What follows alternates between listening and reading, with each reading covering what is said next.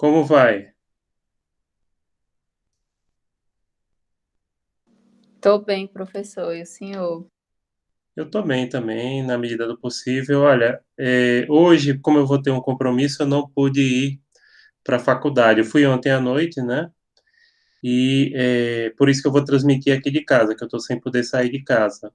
Mas hoje, assim, basicamente o que a gente vai fazer é uma revisão para a segunda unidade, né? Uma revisão, assim, no geral, explicando como é que vai ser a prova, esse tipo de coisa, né? No caso, sua prova vai ser semana que vem, de hoje a 8, professor. Isso. Hoje é só a entrega dos seminários. E uma coisa importante, apesar que só está você e Kênia, bom dia, Kênia, de falar é o seguinte: tem algumas pessoas que estão com dificuldade de mandar os arquivos dos seminários, mas é simples. Caso a pessoa tenha dificuldade de mandar o arquivo do seminário, a pessoa transforma o vídeo no YouTube. A pessoa posta o vídeo no YouTube e manda o link. Pronto, professor, eu vou passar para o pessoal, porque o meu seminário ficou na segunda unidade. Aí eu Pronto, vou tranquilo. avisar no grupo. E também, obrigado. Então, também é uma forma né, de fazer, que realmente o Moodle ele limita, porque o Google Classroom é da própria Google, aquele e-mail é ilimitado.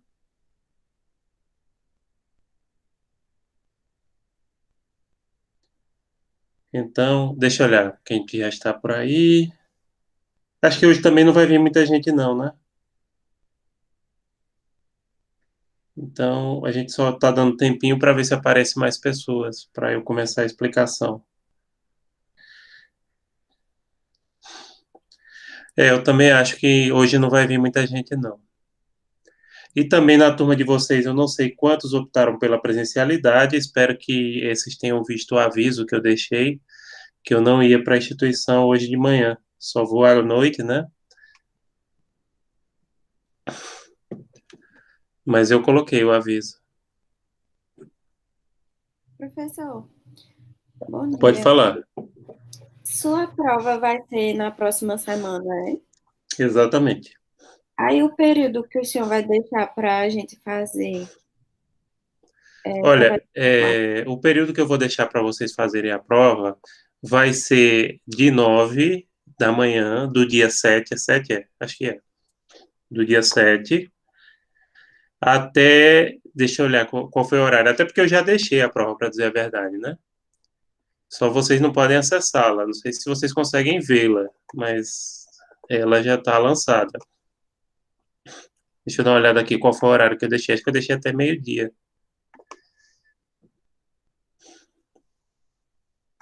Só para conferir exatamente.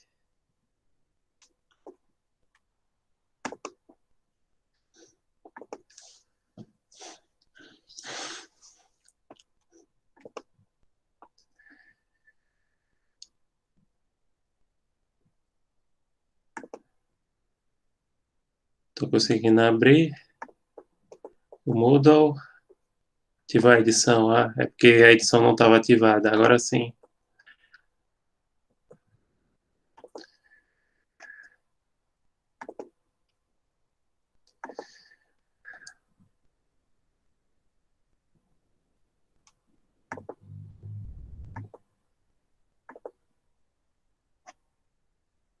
Pronto, vai até o outro dia 12h30, tá? Tá bem, obrigada. Até o outro dia 12h30. Não percam o prazo. Pronto, pessoal. Então, como já tem um bom número de alunos e a gente não sabe quantos vão vir hoje, eu vou começar, porque de qualquer forma isso está gravado e fica disponível para vocês. Gente, a prova de vocês, como eu estava falando, vai ser semana que vem. Ela vai estar disponível a partir de 9 horas para vocês fazerem e vocês podem responder até as 12h30 do outro dia.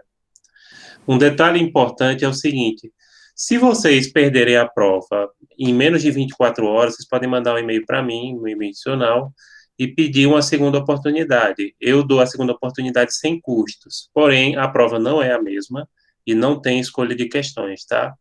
Depois dessas 24 horas, o aluno ele tem que requerer segunda chamada nos termos da instituição. A prova vai ser igual para todos, mesmo para aqueles que optaram pelo regime de presencialidade, que eu acho que na turma de vocês é um número pequeno de pessoas.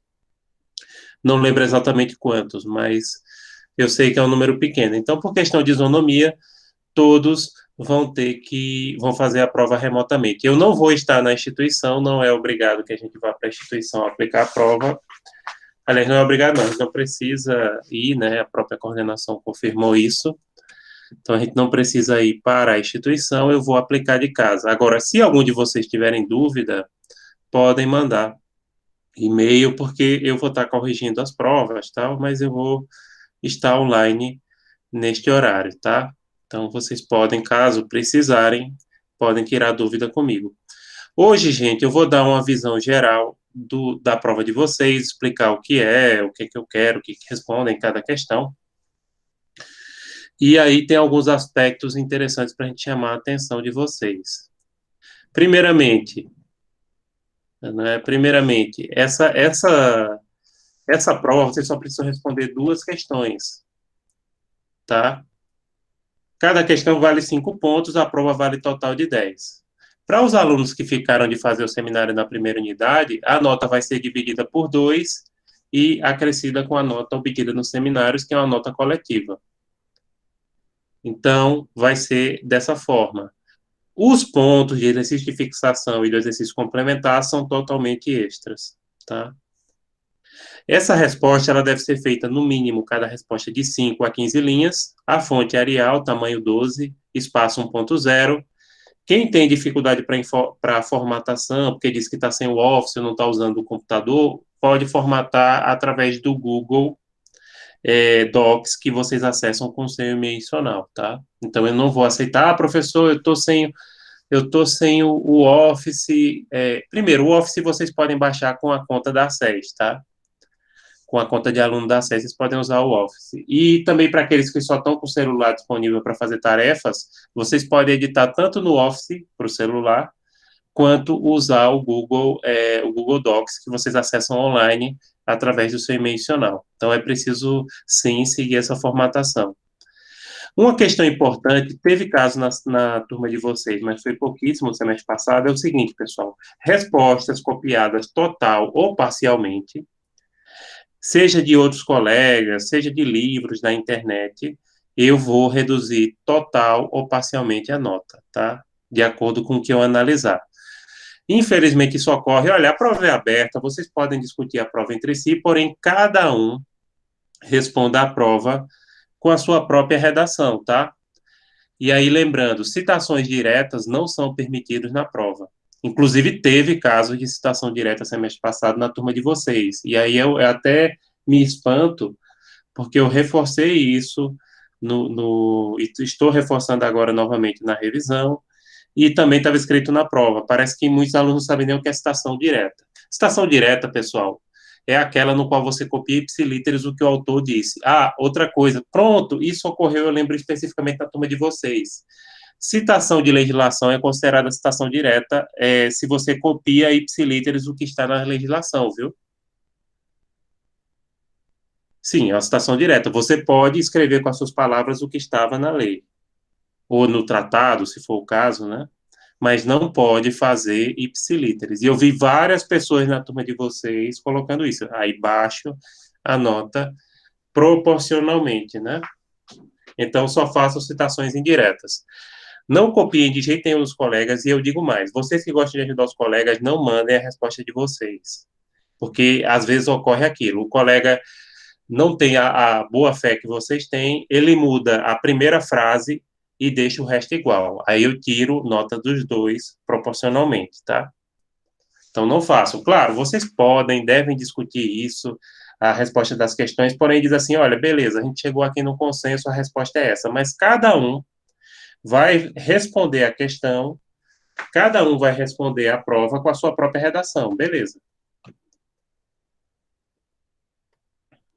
Caso a pessoa responda mais do que 2 questões, eu só vou considerar as 2 primeiras. E se vocês utilizarem outra referência que não seja essas que eu coloco no final da prova, vocês devem citar de acordo com a BNT no final da própria prova. A prova vocês podem responder no formulário, no formulário não, que não é um formulário, no arquivo do Word que eu mandei, ou pode fazer numa folha à parte, desde que seja obedecida a formatação. Pronto, agora eu vou comentar uma prova do semestre passado, e é bem parecida com a de vocês, pode perguntar. A gente não precisa fazer citação não, né? Pode só escrever com as palavras da gente mesmo, sem precisar citar autor nenhum, né? Isso, pode ser também, mas nesse caso você está usando as citações as referências que estão naquelas que a gente cita, da bibliografia do curso, né, da disciplina. Sim, não precisa, não é obrigado a citar. Aí, no caso, a gente precisa colocar na resposta da prova essas referências? Se utilizar extra, se utilizar fora as referências que são as referências básicas do curso. Entendi. Se utilizar as do senhor, não precisa não, né? Não. Se utilizar as referências básicas que já estão na prova, não precisa. Pronto. Agora eu vou comentar com vocês. Vocês podem responder não. Vocês podem interferir a hora que vocês quiserem. Agora, eu vou comentar com vocês, gente. Deixa eu olhar aqui. Eu vou comentar com vocês uma prova que é bem parecida com a prova de vocês. Caso vocês não estejam vendo, por favor, me avisem. Mas ela é bem parecida. Segue a mesma sistemática, só muda o conteúdo.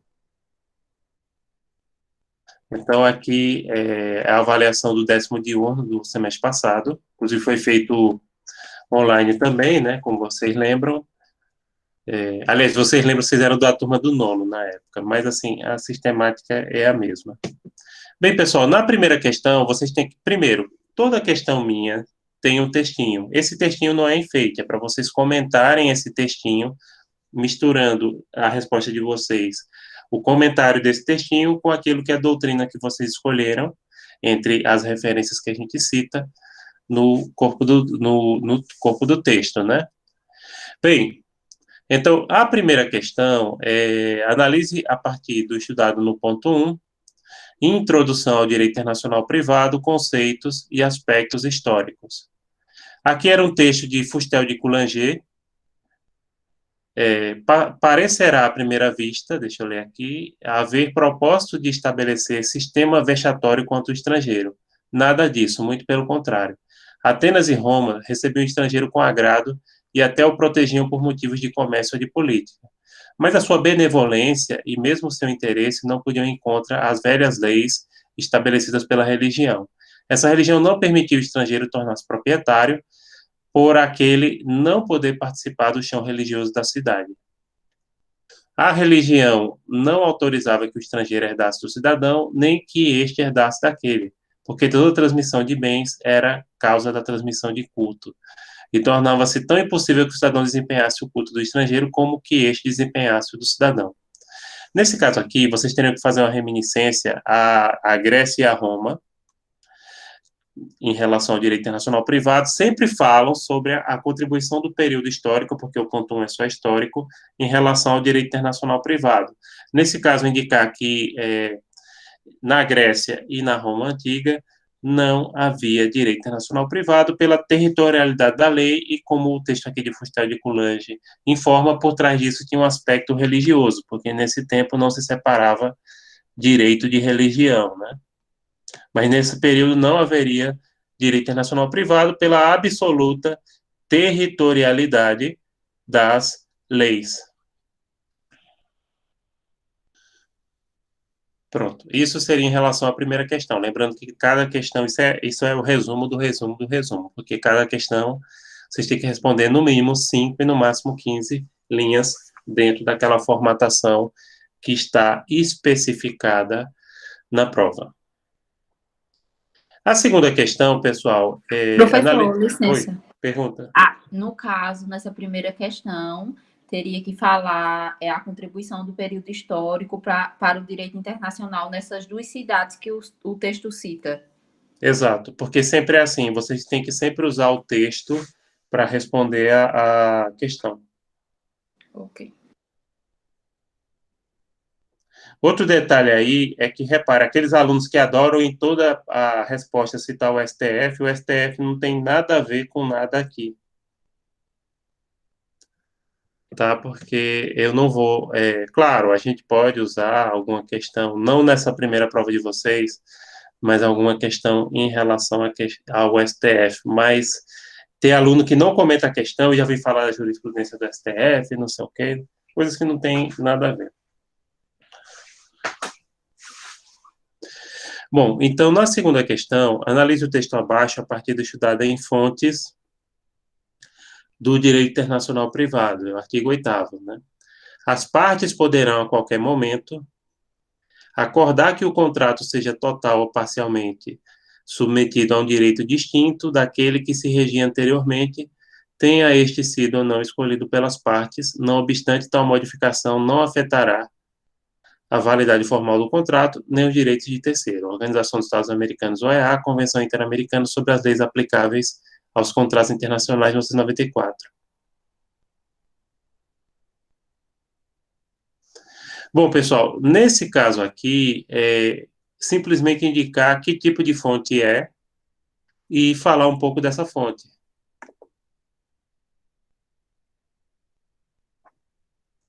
Certo?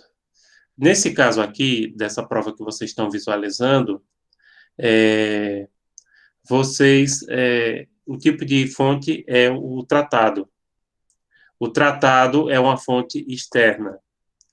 E é o segundo tipo de fonte mais importante do direito internacional privado para a doutrina. Então, era esse o tipo de fonte, né? E aí, reparem, vocês têm que indicar a fonte que a gente está trazendo na prova e falar um pouco dela, falar um pouco da relação que ela tem, ou da importância, ou da hierarquia que ela tem dentro do contexto do direito internacional privado. Então, vai ser assim a segunda questão de vocês. E aí pode ser outro tipo de fonte, né? Pode ser a lei, pode ser a jurisprudência, pode ser, enfim. Pode ser a doutrina, aí eu vou escolher. A terceira questão da prova de vocês, pessoal, é sobre teorias de qualificação. E aí eu vou colocar uma legislação estrangeira e vocês vão dizer qual é a teoria de qualificação que está presente e justificar. No caso aqui, que inclusive eu acho que eu usei no exercício de fixação, onde eu estou selecionando, é que o artigo 97, parágrafo 1º, da Lei Federal sobre Direito Internacional Privado, LIDIP, da Suíça, que é o artigo 97, competência 1, propriedades. Para as ações concernentes a direitos reais sobre propriedades localizadas na Suíça, são exclusivamente competentes os tribunais do lugar de situação. Nesse caso, o direito suíço, ele indica a lex fori, ou seja, a lei do foro, né? Porque aí está falando que tem que ser regido, primeiro, é a legislação suíça, que nesse caso estaria sendo interpretada por um direito por um juiz suíço, então indicando a legislação da própria Suíça. E aí é lex fori. Quando se indica a legislação estrangeira, é a lex causae ou cause, né? Dependendo da pronúncia que vocês quiserem adotar do latim. Ô, professor, o senhor tem alguma dica para poder a gente distinguir melhor? Veja só, qual é a dica que eu posso dar para vocês em relação a isso? É o seguinte, se coloquem no lugar, pense que você é um juiz daquele país e que está analisando aquela legislação, o juiz do país da legislação. Se aquela legislação indica que você tem que aplicar a lei do seu país, é lex fori, porque é a lei do foro, ou seja, a lei do juiz. Se indica que você pode aplicar a lei estrangeira, é a lex causae ou cause. É a dica que eu dou. Não é tão difícil olhar, se você pensar nesse aspecto, se colocar no lugar do juiz que está julgando a causa. Então, essa é a dica que eu dou em relação à questão do ponto 3. Também dê uma olhadinha nos exemplos que a gente deixou no exercício de fixação, que eu coloquei vários, né? Acho que eu coloquei esse, inclusive.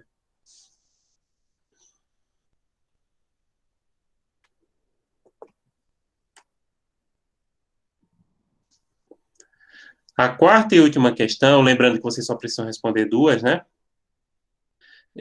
O artigo é em relação aos elementos de conexão. Analise o texto abaixo a partir do estudado no ponto 4, elementos de conexão.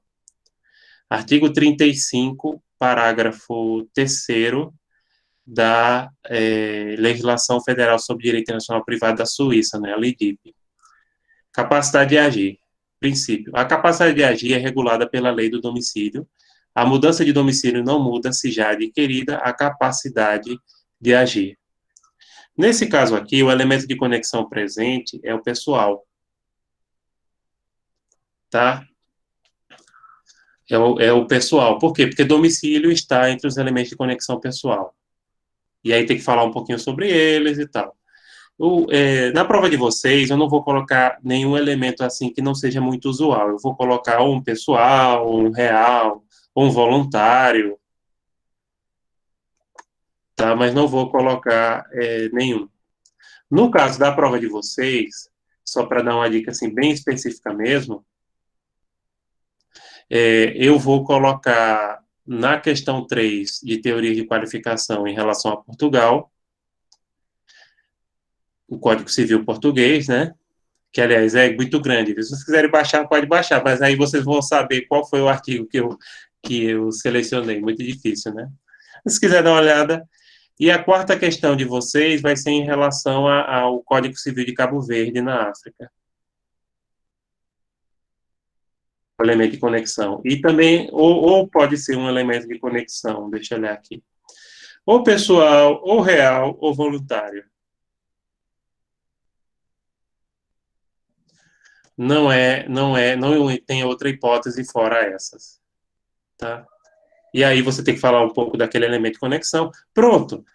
Vamos só para ver se vocês estão afiados. Se essa questão, essa quarta questão que eu vou selecionar agora, fosse, se essa quarta questão aqui fosse a terceira, ela indicaria, até porque as duas coisas se interrelacionam, no elemento de conexão e teoria de qualificação. Ela seria lex fori ou lex causae, ou causae. Se eu fosse usar aqui a teoria de qualificação. Vocês estão enxergando ela, né?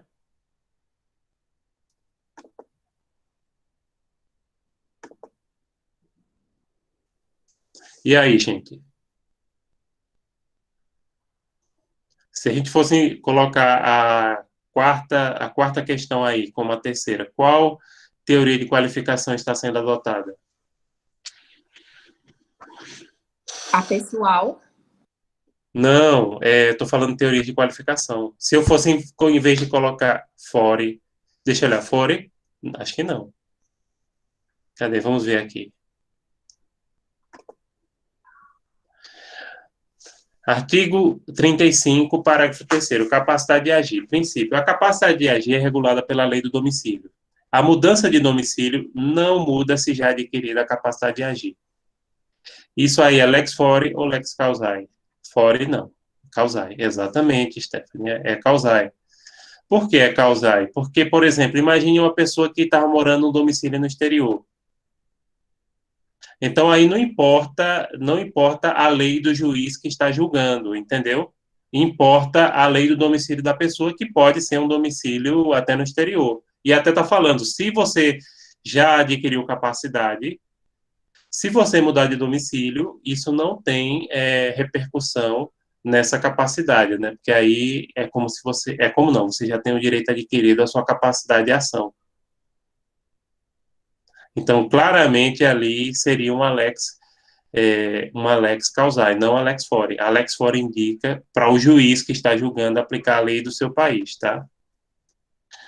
Como é o caso da terceira, porque estava falando, olha, em relação a direitos reais na Suíça, tem que ser aplicada, né, a própria lei suíça. E aí, se imagine no lugar, como eu disse, façam um exercício de empatia, se coloquem no lugar daquele juiz que está julgando aquela causa. Aí vocês sabem.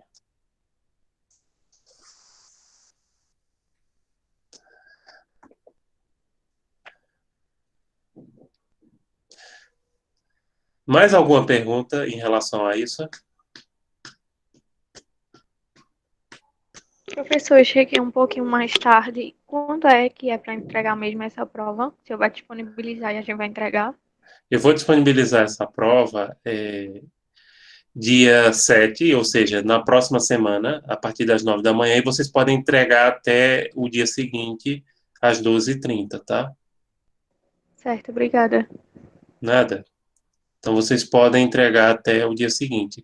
Em relação aos seminários, tem que ser entregue até hoje. Uma coisa que eu estava falando aqui no começo, mas que eu dou aquela reforçada, é que se vocês tiverem dificuldades para fazer o upload do arquivo, vocês podem publicar como vídeo do YouTube e colocar lá no Moodle o link do vídeo no YouTube. Também é uma opção, tá? Porque realmente o Moodle ele tem uma limitação do tamanho de arquivo. Se for um arquivo muito grande, vocês não vão conseguir colocar, né? E aí vai ter dificuldade. Aí é só transformar num vídeo no YouTube. Aí diz, não, professor, mas eu fiz em formato de PowerPoint. O PowerPoint tem uma ferramenta que você transforma as apresentações dele em vídeo, e aí isso é colocado no YouTube. Todos vocês têm uma conta no YouTube, seja particular, e, aliás, todos vocês têm por conta do e-mail da SES, né? O e-mail da SES é Google, e do mesmo jeito que dá acesso aqui ao Google Meet e ao Classroom, ele dá acesso gratuitamente também ao YouTube. Então, vocês podem publicar no YouTube. É a dica que eu dou para aqueles que estão com dificuldades, né, para colocar. E em relação aos seminários, basta que vocês mande e o nome de todos os colegas esteja lá. Eu vou até olhar aqui se alguns de vocês já mandaram os seminários, né?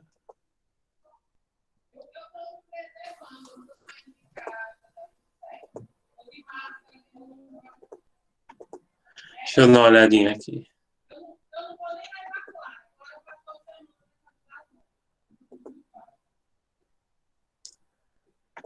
Outra coisa, gente, quem está com problema de faltas, não deixe de fazer o exercício complementar. Eu lancei as faltas de agosto, mas ainda falta lançar as faltas de setembro. Então, não deixem de olhar, não deixem de fazer esse exercício complementar. Que tem alguns alunos que estão faltando muito. E sim, semana que vem, no dia da prova, pronto, já vi alguns alunos aqui já colocaram. Cadê? Acho que só um colocou. Foi Esaú. Inclusive, Esaú, bom dia, tá aí. Né, tinha colocado.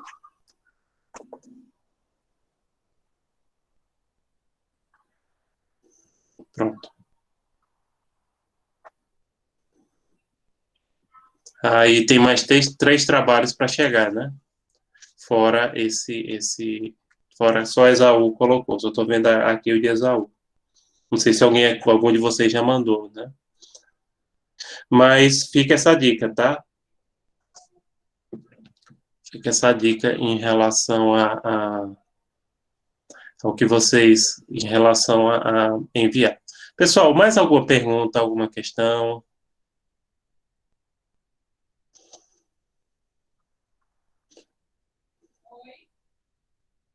E sim, como eu estava falando também no começo, semana que vem eu não vou estar na SES, porque a gente não precisa ir para a instituição no dia de prova. Uli, se conseguir colocar lá o link do Drive, mas tem que colocar no Moodle. Por que tem que colocar no Moodle? Não pode mandar para o meu e-mail, porque vocês têm que registrar, inclusive para fins institucionais, que vocês fizeram a tarefa.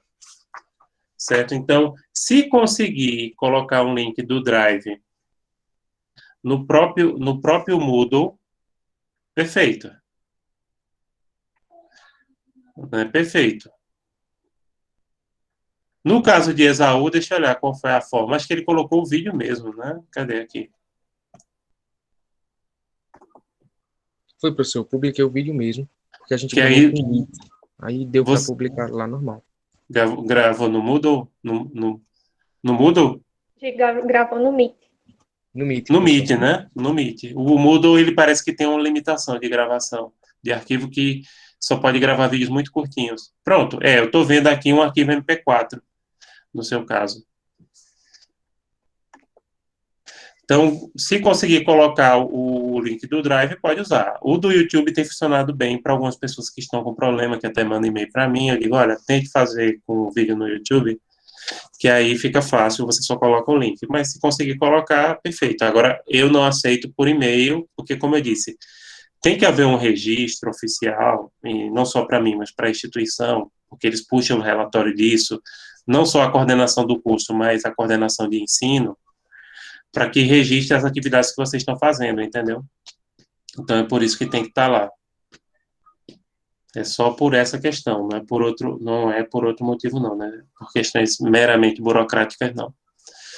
E pronto. Como essa Perguntas? que o senhor mostrou hoje é do período passado, o senhor vai Uhum. fazer um comentário das questões da nossa prova? Vou, mas na aula seguinte a prova, que seria do dia 14 de outubro, se eu não me engano. Não, mas assim como o senhor fazia, explicando o que queria em cada questão.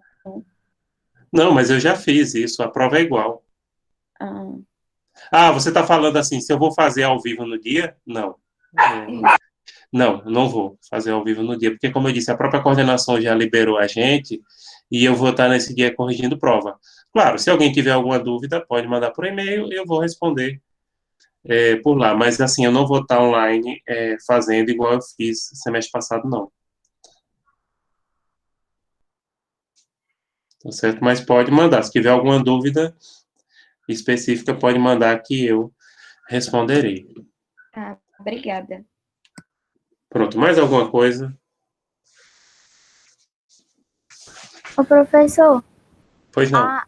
a residência, quando a gente trata de elemento de conexão, a gente considera ele como sendo elemento pessoal, né? Residência, domicílio e nacionalidade são elementos pessoais, porque diz respeito a uma questão da pessoa, né? Sim, com certeza. A categoria é essa, pessoal. Aliás, a maioria dos elementos de conexão utilizados são pessoais. Vamos dizer que mais de 60% são pessoais. E aí, ou em relação ao domicílio, ou em relação à nacionalidade.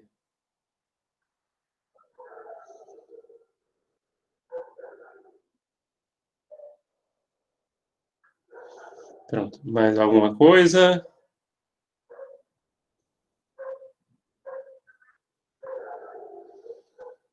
Podem perguntar o que vocês quiserem.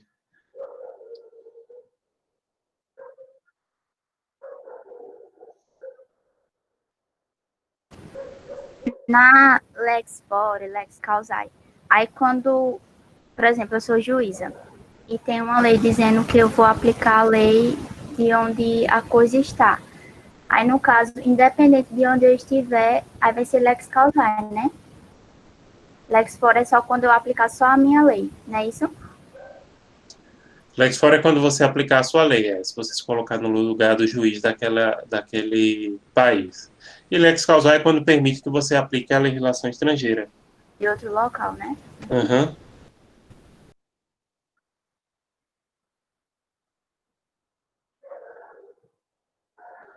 Exatamente.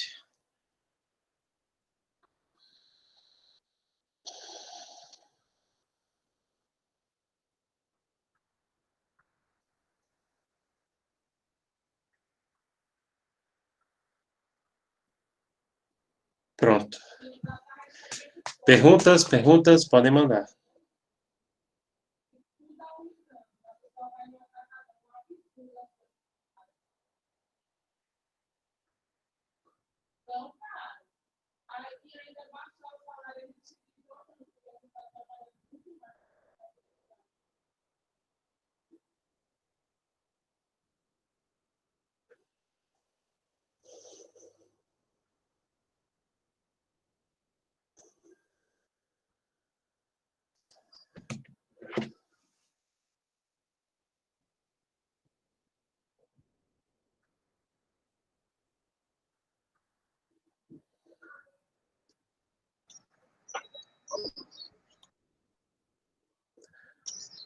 Professor, Pergunta, por favor. é, com relação à prova, quem fez o trabalho, ela vai valer quanto? Veja só, quem fez o trabalho vai ser corrigida, vai ser a prova vale 10, só que divide a nota por 2 e soma com a do trabalho. Tá? É assim.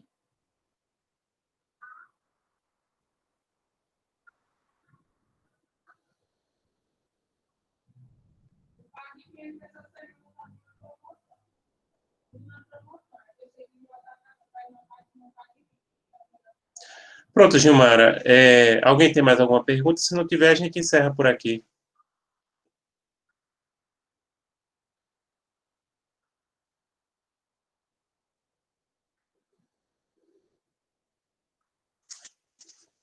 Né? Acho que o objetivo era esse mesmo, era só de passar alguns aspectos principais para vocês. Tá certo? Então, se ninguém tem mais perguntas, então a gente pode encerrar por aqui. Meu bom dia para todos, boa sorte. Veja só, Heloísa, vocês têm meio ponto de cada exercício de fixação. Foram 4, né? 2 pontos, tem um ponto do exercício complementar, isso são pontos extras, que essa pontuação varia de acordo com o que você fez. A maioria de vocês fizeram, né? Então, nesse contexto. Então, vamos dizer que fez todas as atividades e tem 3 pontos extras. Por nada, gente. Bom dia para vocês e até a próxima. No caso, eu volto dia 14, normal. Semana que vem eu vou ficar só corrigindo, como eu disse.